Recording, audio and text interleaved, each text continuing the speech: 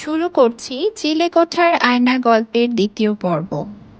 দাদু বাড়িতে ঘুরতে এসে রূপা অদৃশ্য হয়ে যায় চিলেকোঠায়। চিলেকোঠার রহস্যময় আয়নার ভেতরে হঠাৎ করে সে ঢুকে যায়।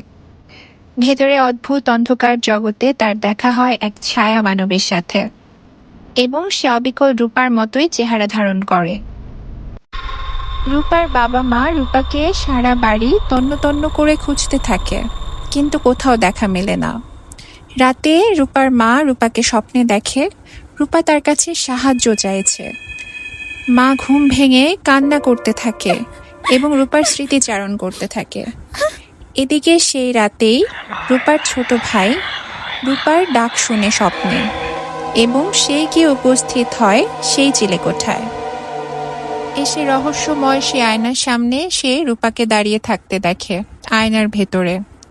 হঠাৎ করে আয়নাটা ছুঁয়ে দেয় সে, এবং রূপাকে দেখতে পায় তার হাত ছুঁয়ে প্রায় তাকে ভেতরের দিকে টেনে নিচ্ছে। হঠাৎ করে এমন সময় বাবা এসে ঘরে আলো জ্বালিয়ে দেয়, আর ছেলেটি ছিটকে পড়ে যায়। ছেলেটি বাবার সাথে চলে যাবার পর আয়নায় দাঁড়িয়ে থাকতে দেখা যায় অদ্ভুত সেই কালো ছায়ার মেয়েটিকে। রহস্যময় আর মজার মজার আরো গল্প পেতে সাবস্ক্রাইব করো।